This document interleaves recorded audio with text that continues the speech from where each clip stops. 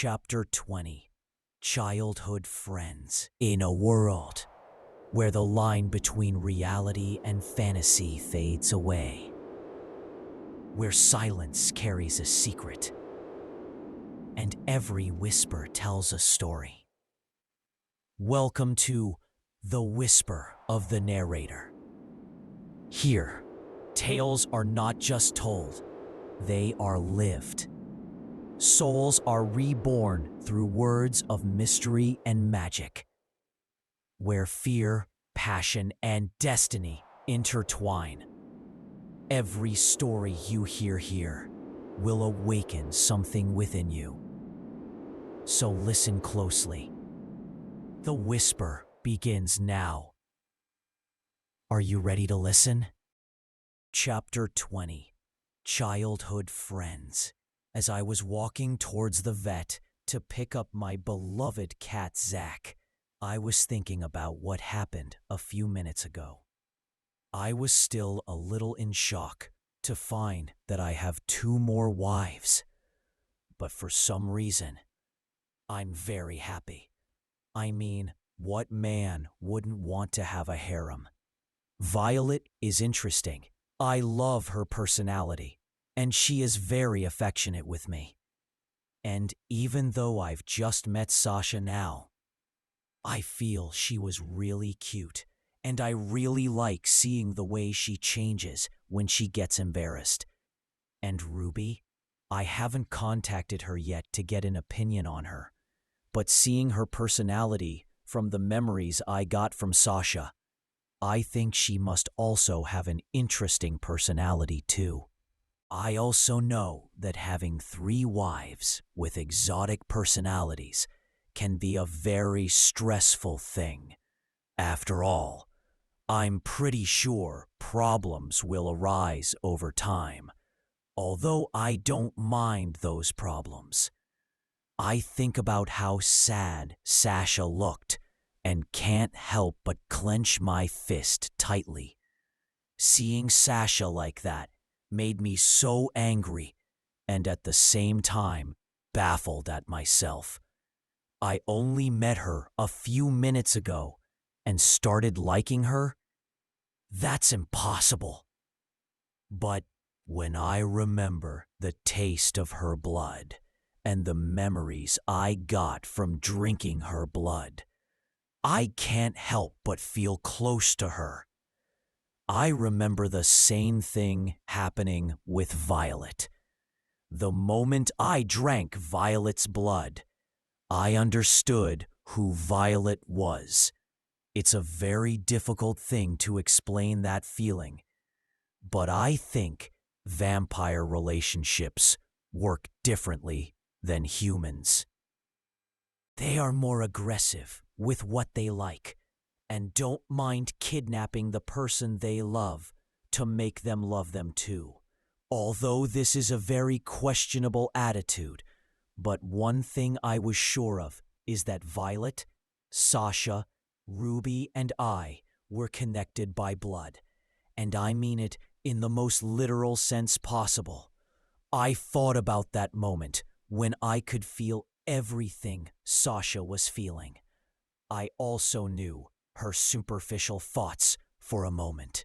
Sasha and Violet told me how the ritual of turning someone into a vampire worked, and from the memories I absorbed of Sasha and Violet, I can tell that something went wrong with the ritual. Violet said that my blood is special. RH null blood, the blood that caused me so much trouble and ironically gave me so many benefits when I became a vampire. I could be wrong, but I think my blood influenced the ritual somehow, because except for my blood, I'm not a special human. I'm just an ordinary human that can be found everywhere. Because of that thought, I decided that I need to learn more about the very ritual that made me what I am today. And only 2 beings know a lot about this ritual: the older vampires and the witches. Witches seem to be impossible to learn from about this. I'm sure with her greedy attitude, they will ask me for something valuable. So I think I'll have to ask the older vampires. Sup, Victor. I hear a voice talking to me, but I ignore it and keep walking while in deep thoughts. I was slowly getting used to people looking at me and whispering things like, "Hey, isn't his skin too pale? Is he a foreigner? He is very handsome. His blue eyes are beautiful." I'll be honest. These compliments boost my ego a little. After all, I've never received those compliments from other people. And getting those compliments from your mother isn't very trustworthy, since, for the mother, the child is beautiful, no matter what look is he born with. Although I felt good when my mother praised me, after all, she is very honest. If she thinks I'm beautiful, she'll say I'm beautiful. But if she thinks I'm ugly, she'll say I'm ugly, as honestly as ever. Sometimes in the past, I received damage from my mom's honest words. I remember the day I wore a short green shirt and colorful pants and asked my mom if I looked good. And as always, she was honest in saying, "You look like a clown who went to the circus to work and only wore the pants that were part of the uniform." Ugh. Just remembering that, I still suffer damage. "Victor!" I heard someone screaming really loud in my ear. And with my new vampire senses, it was like someone had put a speaker on full volume near my ear and had screamed my name. I quickly put a hand to my ear and look at whoever did it angrily. Seeing that the man who did this to me was my childhood friend, I practically screamed. "You idiot! Why did you do that?" "Bruh, I've been calling you since like 10 minutes ago and you weren't talking to me. Are you ignoring me?" asked with his usual gentle smile. A man with spiky blonde hair and eyes like a green sapphire. He had an asymmetrical V-shaped face with a gentle smile and a body toned from sports. He was tall at 185 centimeters in height. He was my childhood friend, Andrew Walter. It's been a while since I've seen this idiot. Wasn't he traveling with his mother or something?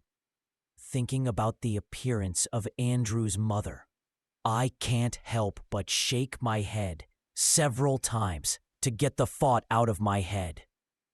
Don't think of your friend's mother that way.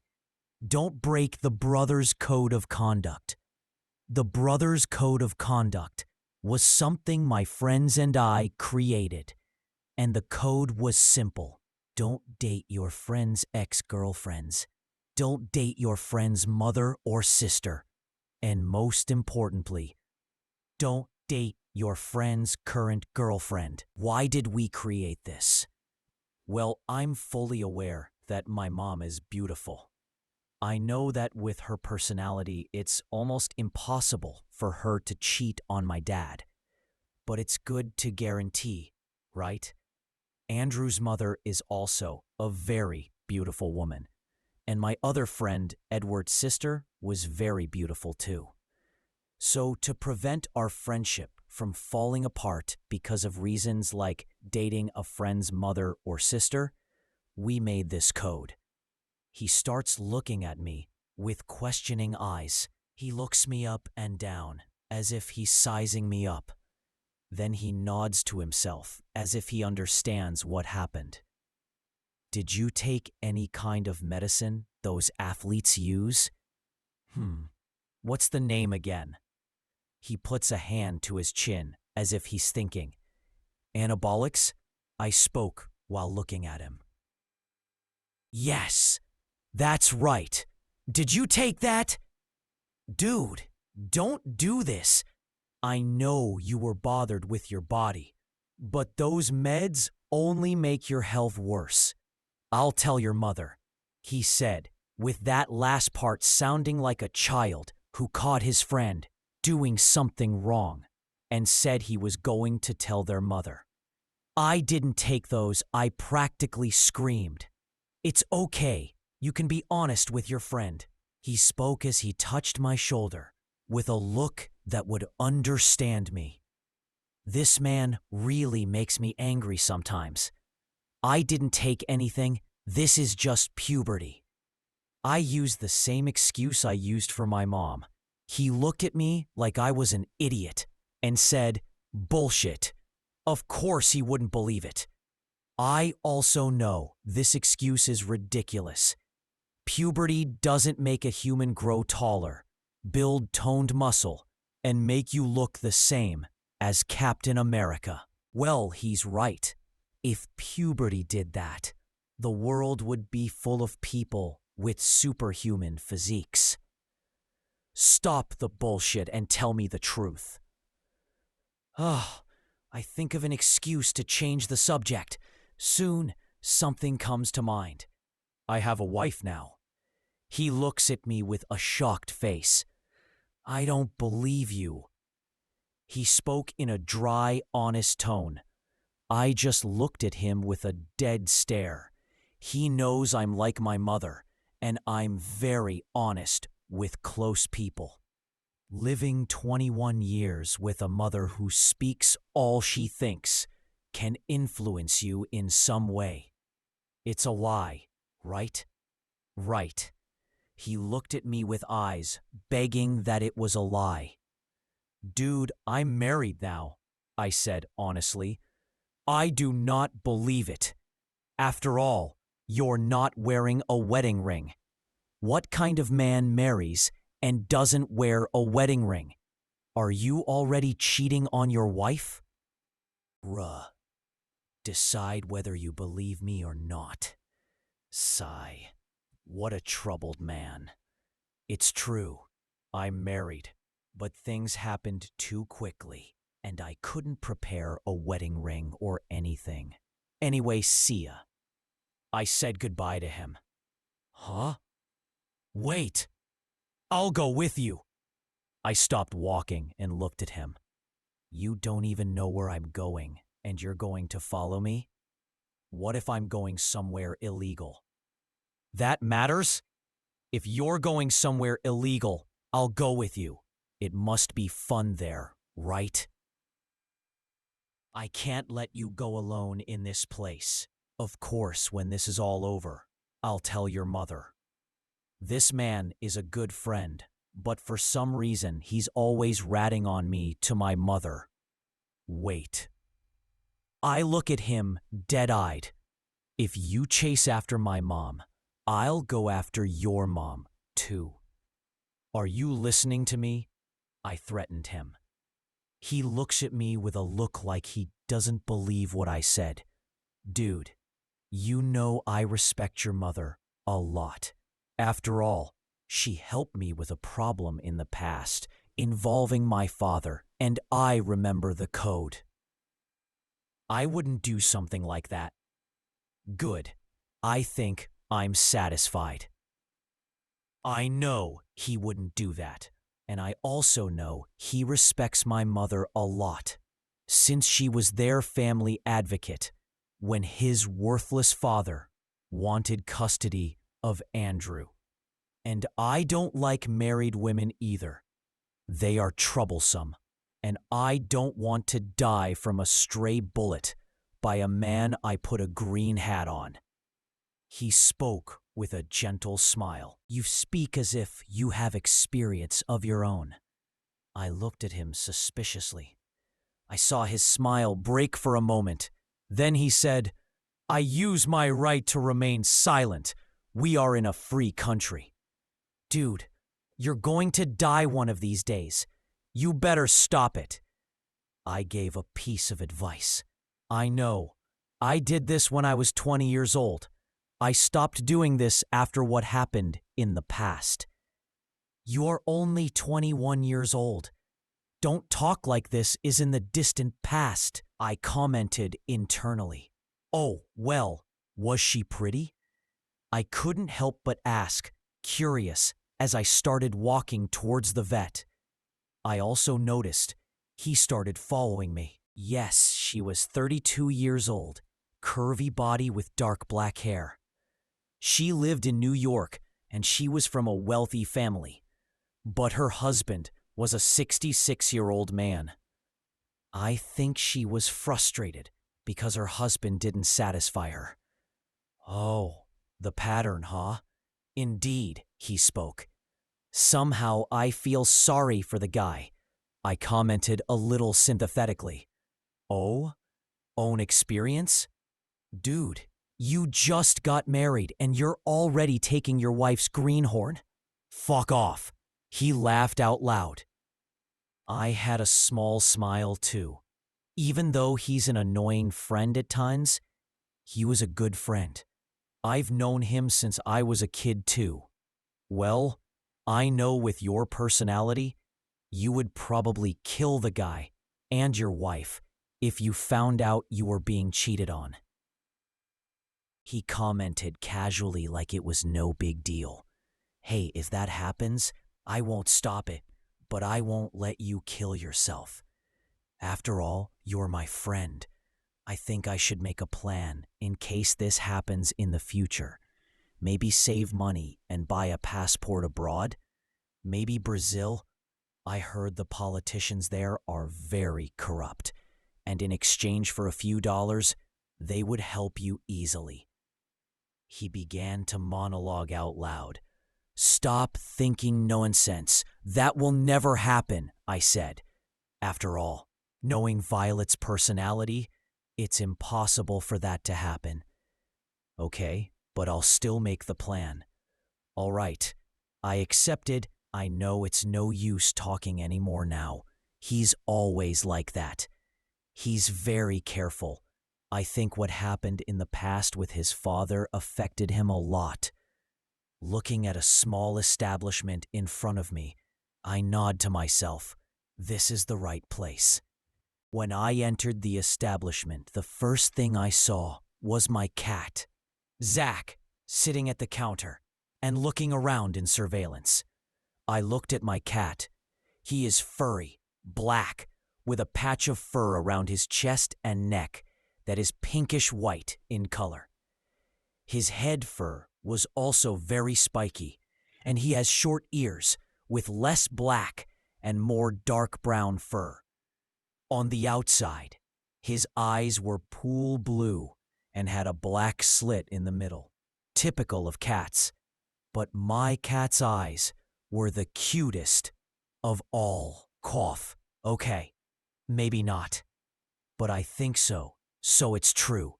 He had a cat's whiskers, of course, nearly 10 strands of white on each side. Sup, Zack? How are you? I spoke out loud. The few customers who were picking up their pets looked at me with confused eyes, probably thinking I was crazy or something. But soon, something happens that surprises everyone. Zack looks at me and raises his paw. Meow. Umu. I nod at myself, satisfied, and I smiled a little when I saw the customers look at the shocked cat. As always, your cat looks more like a dog than a cat. I don't like cats, but I wouldn't mind adopting him. Never. And cats are the best. They are silent, quiet, and affectionate, making them the best animal there is. Meow. Zack meowed at me like he was agreeing. See? Even he agrees. Whatever. Andrew doesn't even try to argue. So he turns his face and looks at a 21-year-old woman who was wearing a doctor's coat. Oh, Victor and Andrew. She spoke Andrew's name angrily. And so, The whisper fades, but the story never truly ends. Each tale hides within it a new beginning, perhaps even another life waiting to be told. You've been listening to The Whisper of the Narrator. If this journey touched your soul, don't let it end here. Subscribe, stay, and listen again. For the next whisper will be deeper, darker, and more beautiful.